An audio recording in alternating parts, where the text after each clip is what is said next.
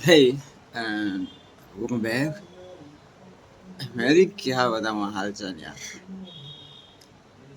जिंदगी ऐसी जैसी कट रही है जैसी ऐसी। एंड मेरे बारे में तो कुछ सोच समझ मत।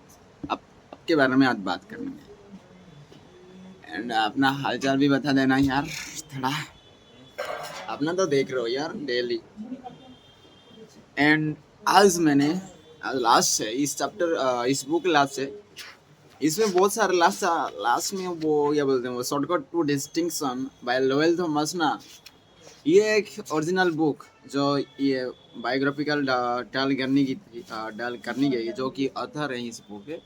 उसकी वो biography how to win friends and influence original book से ये रिप्रिंटेड हुई है। एंड थोड़ा उसी बैकग्राउंड के बारे में डेल कार्नेगी के बैकग्राउंड के बारे में आज थोड़ा रीड करेंगे। उसके बाद कल हम न्यू बुक की तरफ जाएंगे। तो बिना किसी देर किए स्टार्ट करते हैं। It was a cold January night 1935, but the weather could not keep them away. So 2,500 men and women thronged, thronged into the grand ballroom of the Hotel Pennsylvania in New York. Every available seat was filled by half-past event. At 8 o'clock, the eager crowd was still pouring in. The spacious balcony was soon jammed. Presently, even standing space was at a premium, and hundreds of people, tired after navigating a day in business, stood off for an hour and a half that night to witness what? A fashion show. A 6 day bicycle race or a personal appearance by Clark Gable. No, these people had been lured there by a newspaper ad. 2 evenings previously, they had seen this full face announcement in the New York Sun starring them in the face. First is learn to speak effectively, and second one is prepare for leadership. Old stuff? Yes, but believe it or not, it is in the most sophisticated town on earth. During the Depression, with 20% of the population on relief, 2,500 people had left their homes, stayed to the hotel in response to that act. The people who responded were of the upper economic strata, executive employees, and professionals. These men and women had come to hear the opening gun of an ultra modern, ultra practical course in effective speaking and influencing men in business. A course given by the Dale Carnegie Institute of Effective Speaking and Human Relations. Where were they? There, these 2,500 businessmen and women, because of a sudden hunger for more education, because of depression. Apparently not, for this same course had been planned to faked house in New York City every season for the preceding 24 years. During that time, more than 15,000 business and professional people had been trained by Dale Carnegie. Even large skeptical conservative organizations such as an Westinghouse Electric Company, the MC Grow Hill Publishing Company, the Brooklyn Union Gas Company, the Brooklyn Chamber of Commerce, and the American Institute of Electrical Engineers and the New York Telephone Company have had this training conducted in their own offices for the benefit of their members and executives. The fact that these people 10 or 20 years after leaving grade school, high school, or college come and take this training is a glaring commentary on the shocking deficiencies of our educational system. What do adults really want to study? That is an important question. In order to answer it, the University of Chicago, the American Association for Adult Education, and the United YMCA schools made a survey over a 20-year period. That survey revealed that the prime interest of adults is health. It was revealed that their second interest in the developing skill in the human relationships. They want to learn the technique of getting along with and influencing other people. They don't want to become public speaker. They don't want to listen to a lot of high sounding talk about psychology. They want suggestions they can use immediately in business, in social contacts, and in the home. So that was what adults wanted to study, was it? Alright, said the people making the survey. Fine, if that is what they want, well, give it to them. Looking around for a textbook, they discovered that no working manual had ever been written to help people solve their daily problems in human relationships. Here was a fine kettle of fish for hundreds of years. Learned volumes had been written on Greek and Latin and higher mathematics, topics about which the average adult does not give two words, but on the one subject on which he has a thirst for the knowledge, a veritable question for guidance and help.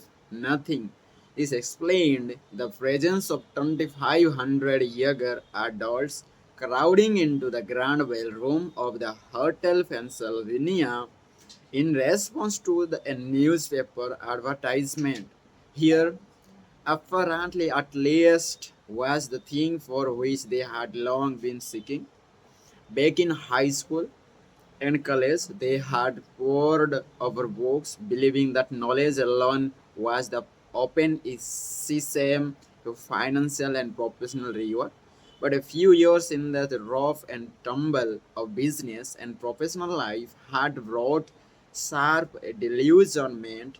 They had seen some of the most important business successes owned by our men who possessed, in addition to their knowledge, the ability to talk well, to win people to their way of thinking, and see themselves and their ideas. They soon discovered that if one aspired to wear the captain's cape and navigate the ship of business, personality and the ability to talk are more important than a knowledge of Latin verbs or a sheepskin from Harvard. An advertisement in a New York Sun promised that the meeting would be highly entertaining. It was 18 people who had taken the course were marshaled in front of a loudspeaker, and 15 of them were giving precisely 75 seconds each to tell his or her story. Only only 75 seconds of talk, then bang went the gavel, and chairman shouted, "Time next speaker." The affair moves with the speed of the herd and a buffalo thundering across the plain. Spectators stood for an hour and a half to watch a performance. The speakers were a cross section of life. Several sales representatives, a chain store executive, a baker, the president of a trade association, two bankers, an insurance agent, an accountant, a dentist, an architect, a druggist who had come from Indianapolis to New York to take the course, a lawyer who had come from Havana in order to prepare himself to give one important 3 minute speech. The first speaker bore the Gaelic name Patrick J. O'Hare, born in Ireland and he attended school for only 4 years. Drifted to America, worked as a mechanic, then as a chauffeur. Now, however, he was 40. He had a growing family and he needed more money, so he tried selling stocks, suffering from an inferiority complex that he put it was eating his heart out. He had to walk off and down in front of an office half a dozen times before he could summon up enough courage to open the door. He was so discouraged as a salesman that he was thinking of going back to working with his hands in a machine shop when one day he received a letter inviting him to an organization meeting of the Dale Carnegie course in effective speaking. He did not want to attend. He feared he would have to associate with a lot of college graduates, that he would be out of place. And his despairing wife insisted that he go, saying it may do you some good, but God knows you need it. He went down to the place where the meeting was to be held and stood on the sidewalk for 5 minutes before he could generate enough self-confidence to enter the room. The first few times he tried to speak in front of others, he was dizzy with fear, but as the weeks drifted by, he lost all fear of audience and soon found that he loved to talk. The bigger crowd, the better, and he also lost his fear of individuals and his superiors. He presented his ideas to them, and soon he had been advanced into the sales department. He had become a valued and most liked member of his company.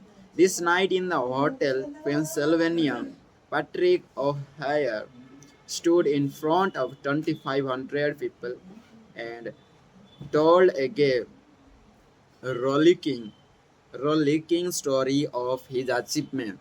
Wave after wave of laughter swept over the audience. Few professional speakers could have equaled his performance.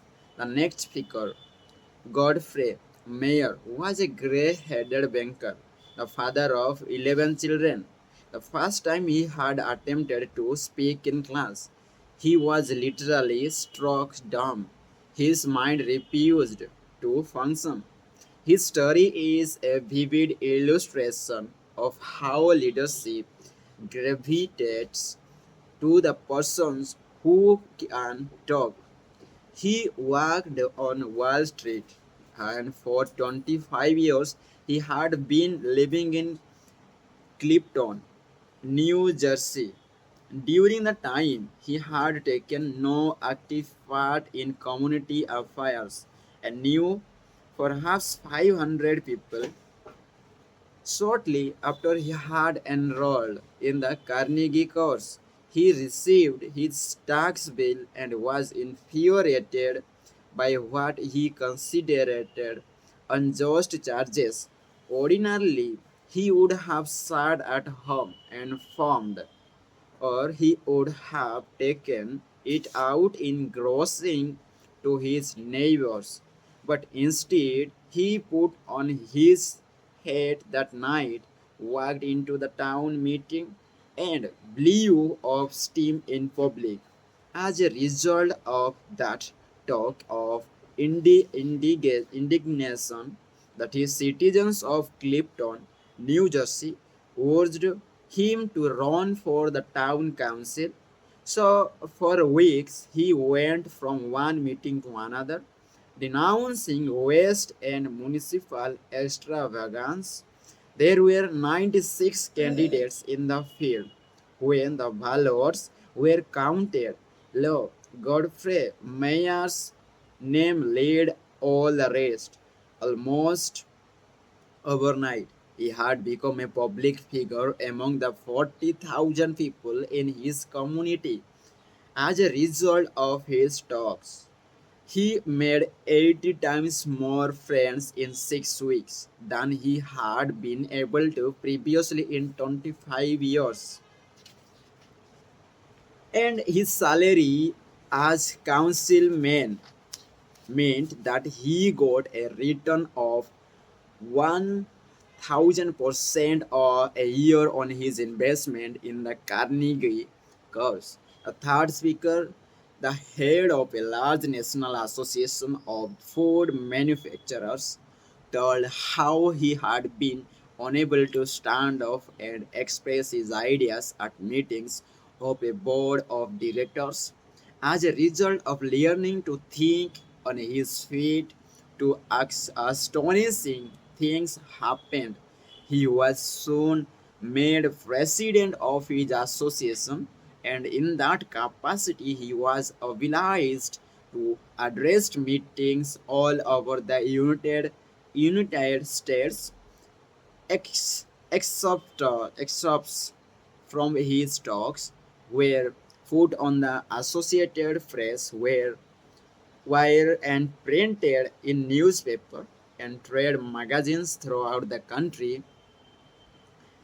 In 2 years, after learning to speak more effectively, he received more free publicity for his company and its products than he had been able to get previously, with $250,000 spent in directly advertising. This speaker admitted that he had formerly hesitated to telephone some of the more important business executives in Manhattan and invite them to lunch with him. But as a result of the prestige he had acquired by his talks, these same people telephoned him and invited him to lunch and apologized to him for encroaching on his time. Ability to speak is a shortcut to this distinction.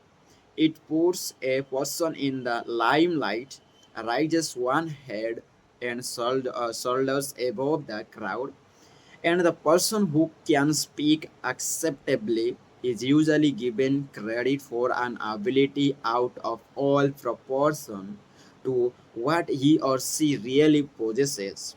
A movement for adult education has been sweeping over the nation. The most spectacular force in that movement was Dale Carnegie, a man who listened to and critiqued more talks by adults than has any other man in captivity. According to a cartoon boy, believe it or not, Ripley he had criticized 150,000 speeches. If that grand total does not impress you, remember that it meant one talk for most every day that has possessed since Columbus discovered America. Or to put it in other words, if all the people who had spoken before him had used only 3 minutes and had appeared before him in succession, it would have taken 10 months, listening day and night, to hear them all. Del Carnegie's own career, filled with sharp contrast, was a striking example of what a person can accomplish when obsessed with an original idea and a fire with enthusiasm. Born on a Missouri farm 10 miles from a railway, he never saw a streetcar until he was 12 years old. Yet, by the time he was 46, he was familiar with the far-flung corners of the earth, everywhere from Hong Kong to Hammerfest, and at one time he approached closer to the North Pole than Admiral Byrd's headquarters at Little America was to South Pole.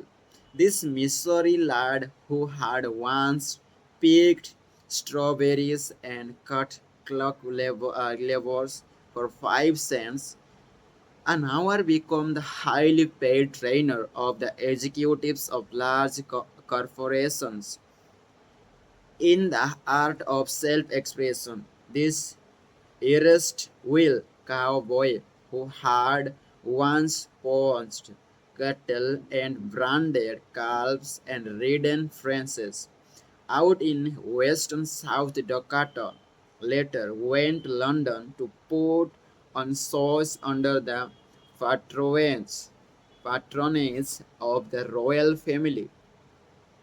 The chap who was a total failure the first half dozen times he tried to speak in public later become my personal manager. Most of my success had been due to training under Dale Carnegie. Young Carnegie had to struggle for an education, for hard luck was always bettering away at the old farm in northwest Missouri with a flying tackle and a body slam. Year after year, the 102 river rose and drowned the corn and swept away the hay. Season after season, the fat hogs sickened and died from cholera. The bottom fell out of the market for cattle and mules, and the bank threatened to foreclose the mortgage. Sick with discouragement, the family sold out and bought another farm near the state teachers' college at Warrensburg, Missouri. Board and room could be had in town for $1 a day, but young Carnegie could not afford it. So he stayed on the farm and commuted on horseback 3 miles to College East.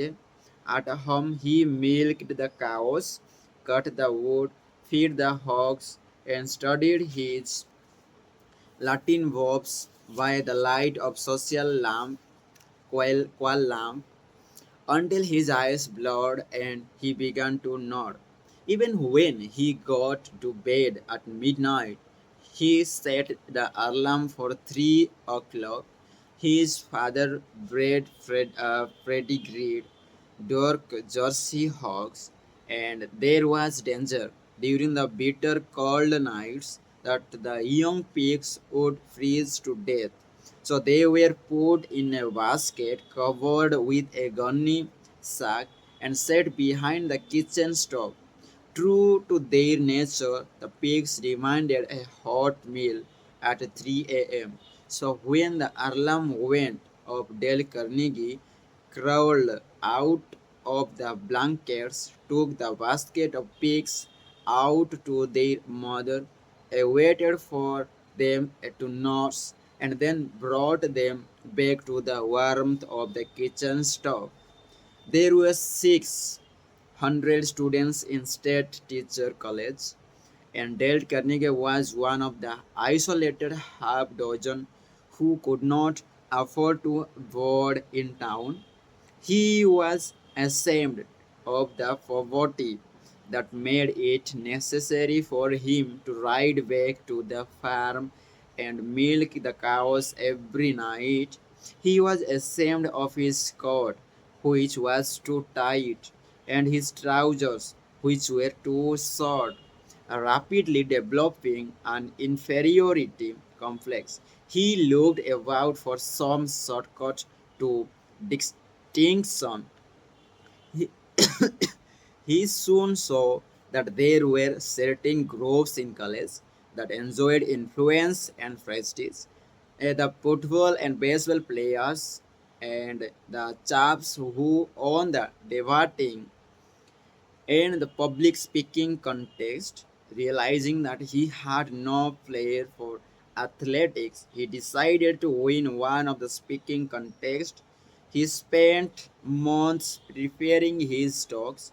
He practiced as he sat in the saddle, galloping to college, and Beck. He practiced his speeches as he milked the cows, and then he mounted a bale of hay in the barn, and with a great gusto and gestures, harangued the pretended pigeons about the issues of the day. But in the spite of all his earnestness and preparation, he met with defeat after defeat. He was 18 at the time, sensitive and proud. He became so discouraged, so depressed that he even thought of suicide. And then suddenly he began to win. Not one contest, but every speaking contest in college. Other students pleased with him to train them, and they own also. After graduating from college, he started selling correspondence courses to the ranchers among the sand hills of western Nebraska and eastern Wyoming. In spite of all his boundless energy and enthusiasm, he could not make the grade. He became so discouraged that he went to his hotel room in Alliance, Nebraska in the middle of the day, threw himself across the bed and wept in despair. He longed, he longed to go back to college. He longed to retreat from the harsh battle of life, but he could not. So he resolved to go to Omaha and get together another job. He did not have the money for the railroad ticket, so he traveled on a freight train, feeding and watering two carloads of wild horses in return for his patience. After landing in South Omaha, he got a job selling bacon and soap and lard for Armour and Company. His territory was of among the Badlands and the cow and Indian country of western South Dakota. He covered his territory by freight, train, and stagecoach and horseback, and slept in pioneer hotels where the only partition between the rooms was a sheet of muslin. He studied books on salesmanship, rode bucking bronches, played poker with the Indians, and learned how to collect money. And when, for example, an inland storekeeper could not pay cash for an bacon and hams he had ordered, Dale Carnegie would take a dozen pairs of shoes off his shelf, sell the shoes to the railroad men, and forward the receipts to Armour and Company. He would often ride a freight train 100 miles a day. When the train stopped to unload freight, he would dash uptown, see 3 or 4 merchants, get his orders, and when the whistle blew, he would dash down the street again, lickety split and swing onto the train while it was moving. Within 2 years, he had taken an unproductive territory that had stood in the 25th place and had boasted it to first place among all the 29 car roads leading out of South Omaha. Armour and Company offered to promote him, saying, "You have achieved what seemed impossible." But he refused the promotion and resigned, went to New York, studied at the American Academy of Dramatic Arts, and toured the country playing the role of Dr. Harley in Folly of Circus. He would never be the Booth or the Barrymore. He had good sense to recognize that. So back he went the salesman, selling automobiles and trucks for the Packard Motor Car Company. He knew nothing about machinery and cared nothing about it. Dreadfully unhappy, he had to scourge himself to his tasks each day. He longed to have time to study, to write the books he had dreamed about writing back in college. So he resigned. He was going to spend his days writing stories and novels and support himself by teaching in a night school. Teaching what? As he looked back and evaluated his college work, he saw that his training in public speaking had done more to give him confidence, courage, poise, and ability to meet and deal with people in business than had all the rest of his college courses put together. So he urged the YMCA schools in Newark to give him a chance to conduct courses in public speaking for people in business. What make orators out of business people? Absurd. The YMCA people knew they had tried such courses and they had always failed. When they refused to pay him a salary to $2 a night, he agreed to teach on a commission basis and take a percentage of the net profits if there were any profits to take, and inside of 3 years they were paying him $30 a night on that basis instead of two. The course grew. Other yes, heard of it. Then other cities, their Carnegie soon become a glorified circuit rider covering New York, Philadelphia, Baltimore, and later London and Paris. All the textbooks were too academic and impractical for the business. People who flocked to his courses because of this, he wrote his own book entitled Public Speaking and Influence Men in Business. It became the official text of all the YMCA as well as of the American Bankers Associations and the National Credit Men's Association. Dale Carnegie claimed that all people can talk when they mad. He said that if you hit the most ignorant man in town on the jaw and knock him down, he would get on his feet and talk with an eloquence, heat, and emphasis that would have rivaled that world famous orator William Jennings Bryan at the height of his career. He claimed that almost any person can speak acceptably in public if he or she has self confidence and an idea that he is boiling and stewing within. The way to develop self confidence, he said, is to do things you fear to do and get a record of successful experience behind you. So he forced each class's member to talk at every session of the course. The audience is sympathetic, they were all in same boat, and by constant practice they developed a courage, confidence, and enthusiasm that carry over into their private speaking. Dale Carnegie would tell you that he made a living all these years, not by teaching public speaking, that was incidental. His main job was to help people conquer their fears and develop courage. He started out at SPAST to conduct merely a course in public speaking, but the students who came were business men and women. Many of them hadn't seen the inside of a classroom in 30 years. Most of them were paying their tuition on the installment plan.